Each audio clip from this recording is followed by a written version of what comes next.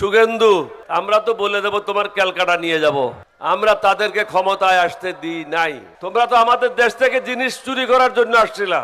শান্তিতে থাকতে চাই, চাঁদাবাজ মুক্ত বাংলাদেশ, দুর্নীতিবাজ মুক্ত বাংলাদেশ, মানবতার বাংলাদেশ, নীতি নৈতিকতাপূর্ণ বাংলাদেশ। কিন্তু কিছু লোক আমাদেরকে আখ্যায়িত করেছে কারণ আমরা নামাজ পড়ি, আল্লাহ এবং আল্লাহ রসুলের নির্দেশিত পথে চলি, সুতরাং আমরা হলাম উগ্রবাদী এবং আমরা মৌলবাদী। আর যারা নামাজ পড়ে না, মুসলমানের নাম রেখেছে, তারা হলো সেকুলার, আল্লাহকেও মানে না, নবীকেও মানে না এবং মানুষের জন্য সুশাসন নিশ্চিত করতে পারে না। অত্যন্ত সুকৌশলে 11 দলীয় ঐক্য জোটকে ক্ষমতা থেকে বেরে রেখেছে। রিজওয়ানা পরিষ্কার ভাষায় বলেছিল 168 বা 170 সিট নিয়ে 11 দলীয় ঐক্য জোটের সরকার গঠনের কথা ছিল। আমরা তাদেরকে ক্ষমতায় আসতে দিই নাই। আজকে যারা ক্ষমতা আছে তাদের ক্ষমতায় আসার কথা ছিল না। ফলে কি হয়েছে? সীমান্তে হত্যা চলছে। ক্যালকাটার এই সার সুগেন্দু যখন যা ইচ্ছা তাই বলে। আমরা তো বলি না ত্রিপুরা নিয়ে নেব, ত্রিপুরা তো নিয়ে নেওয়া আমাদের জন্য সহজ। আমরা তো বলি না আসাম নিয়ে নেব, আমরা তো বলছি না মেঘালয় নিয়ে নেব। আমরা বলি আমাদের ভূখণ্ডে আমরা শান্তিতে থাকতে চাই। তোমরা তোমাদের ঘরে থাকো, আমরা আমাদের ঘরে থাকি।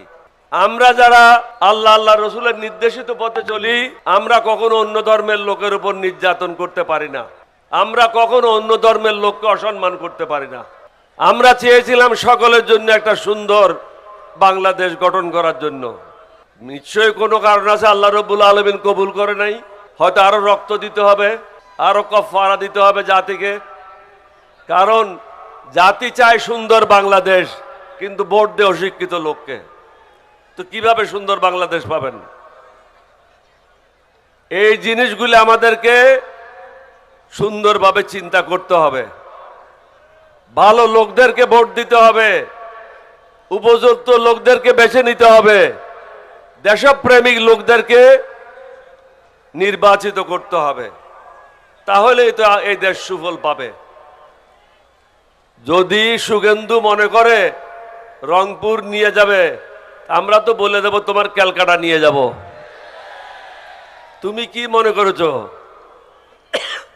ভারতের স্বাধীনতার জন্য লড়াই করেছিল মুসলমানেরা। আমরা রক্ত দিয়ে এই দেশ স্বাধীন করেছি। এটা কোনো কারো দয়া দাক্ষিণ্য হয় নাই। তোমরা চেয়েছিলে পাকিস্তানকে দ্বিখণ্ডিত করতে, আমরা চেয়েছিলাম স্বাধীনতা। তোমরা আমাদের সব কলকারখানার যন্ত্রপাতি তোমরা চুরি করে নিয়ে গেছো।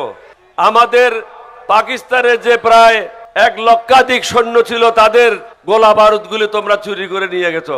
তাহলে কিভাবে তোমরা বলতে পারো তোমরা বাংলাদেশের স্বাধীনতা দিয়েছো? তোমরা তো লুটপাট করার জন্য আসছিলা। তোমরা তো আমাদের দেশ থেকে জিনিস চুরি করার জন্য আসছিলা। তোমরা তো স্বাধীনতার জন্য আসো নাই। মুক্তিযুদ্ধরাই যুদ্ধ করেছিল, তোমরা আসছিলা মাল কামানোর জন্য। আমরা চেয়েছি আগামী দিনে যেন কেউ স্বৈরাচারী না হয়, আগামী দিনে যেন কেউ ক্ষমতা কুক্ষিগত করতে না পারে, বিচারক যেমন তার আদেশে বিচার না করে। এখন কি হচ্ছে? বিচারককে বলে দেয় একে জামিন দাও, একে ছেড়ে দাও, একে বন্ধ করো। এটাই তো চলছে।